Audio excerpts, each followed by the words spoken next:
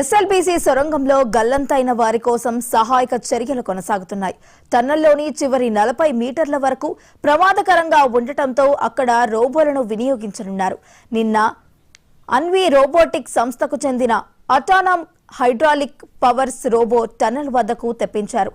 సంస్థ ప్రతినిధులు సహాయక బృందాలతో కలిసి దాన్ని టన్నెల్లోని ప్రమాద స్థలానికి తరలించారు. దానితో బురదతో కూడిన నిక్షేపాలను తొలగించనున్నారు. సహాయక సిబ్బంది చేరలేని ప్రాంతాల్లో ఇవి 15 రెట్లు అత్యధిక సామర్థ్యంతో పనిచేస్తున్నాయని అధికారులు చెబుతున్నారు. ఈ రోబో ద్వారా 40 HP పంపు సాయంతో బురదను బయటకు పంపుతున్నారు.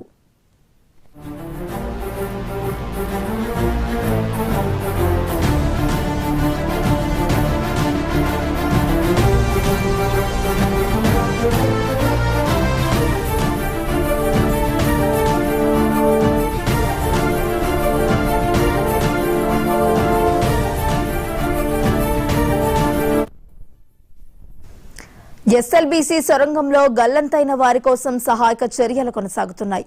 టన్నెల్లోని చివరి 40 మీటర్ల వరకు ప్రమాదకరంగా ఉండటంతో అక్కడ రోబోలను వినియోగించనున్నారు.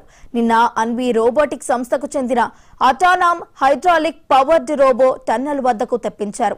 సంస్థ ప్రతినిధులు సహాయక బృందాలతో కలిపి దాన్ని టన్నెల్లోని ప్రమాద స్థలానికి తరలించారు. దానిలో బురదతో కూడిన నిక్షేపాలను తొలగించనున్నారు.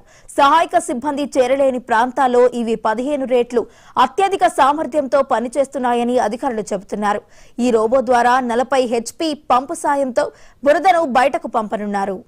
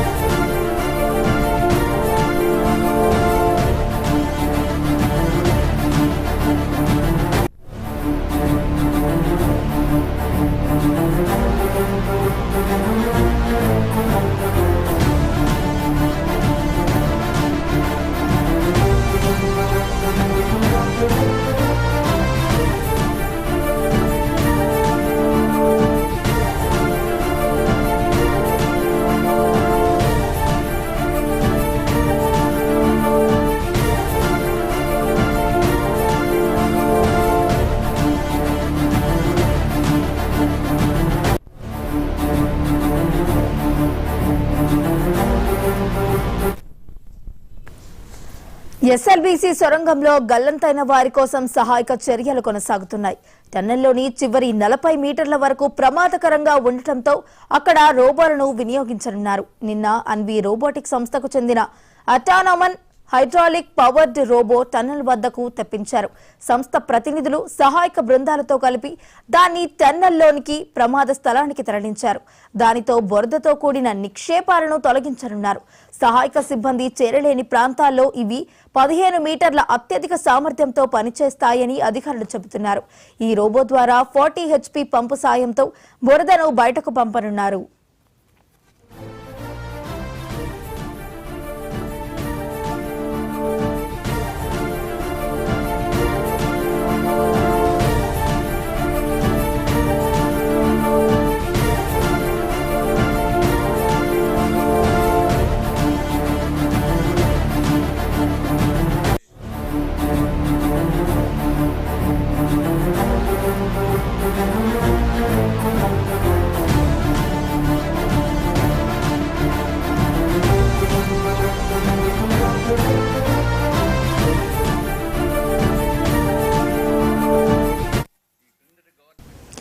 ఎస్ఎల్బీసీ సొరంగంలో గల్లంతైన వారి కోసం సహాయక చర్యలు కొనసాగుతున్నాయి. టన్నెల్లోని చివరి 40 మీటర్ల వరకు కూడా ప్రమాదకరంగా ఉండటంతో అక్కడ రోబోలను వినియోగించనున్నారు. నిన్న అన్వి రోబోటిక్ సంస్థకు చెందిన autonomous hydraulic powered robo tunnel వద్దకు తెప్పించారు.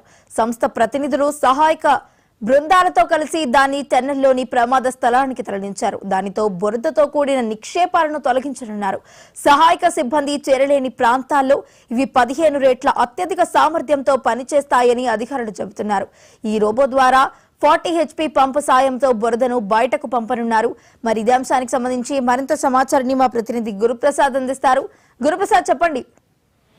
వైష్ణవి, ఏదైతే టన్నెల్లో ఇరుక్కున్న 7 మంది కార్మికుల మృతదేహాలను కూడా వెలికి తీసేందుకు వివిధ రకాల ప్రయత్నాలు జరుగుతున్నాయి. మొత్తం టెక్నాలజీలో వాడుకుంటూ పూర్తిస్థాయిలో మాత్రం ఆ కార్మికుల ఆచూకీ అలాగే మృతదేహాల వెలికితీసే కార్యక్రమం అయితే ముమ్మరంగా జరుగుతుంది. ఇవాళ రెస్క్యూ ఆపరేషన్ 20వ రోజుకు చేరుకుంది. మొత్తం 11 ఏజెన్సీలు కూడా దీంట్లో పాల్గొంటున్నాయి. నిన్న రోబోటిక్ ప్రతినిధుల బృందం కూడా లోపలికి వెళ్ళడం జరిగింది. రోబోల సహాయం కూడా తీసుకోవడం జరుగుతుంది. ఇప్పటికే D1, D2 అనే ప్రాంతాల్లో క్వార్టర్ డాక్స్ కావచ్చు, అలాగే ఏదైతే క్వార్టర్ డాక్స్ గుర్తించడం జరిగింది. D2+ లో 4 మృతదేహాలు, D1+ లో 3 మృతదేహాలను గుర్తించలేదు. అక్కడ మాత్రం వెలికితీత కార్యక్రమాలు జరుగుతున్నాయి. పెద్ద ఎత్తున కూడా ముమ్మరమైన సహాయక చర్యలు కనిపిస్తున్నాయి. ముఖ్యంగా మట్టి బురద పెద్ద ఎత్తున ఉంది కాబట్టి ఆ మట్టి బురదని బయటికి తీసుకొస్తున్నారు. అలాగే డీ వాటరింగ్ కూడా జరుగుతుంది. 5 పంపింగ్ స్టేషన్ల ద్వారా వాటర్ అంతా కూడా బయటికి పంపిస్తారు. ముఖ్యంగా ఊట పెద్ద ఎత్తున వస్తుంది, ఇంకా కంట్రోల్ కావడం లేదు. దానికి సంబంధించి కూడా పెద్దన ఏదైతే సిమెంట్ ఫలకాలపై కూడా మరో ప్రమాదం పొంచి ఉన్న కూడా అతి జాగ్రత్తగా ఈ కార్యక్రమం ఈ సహాయక చర్యలు అయితే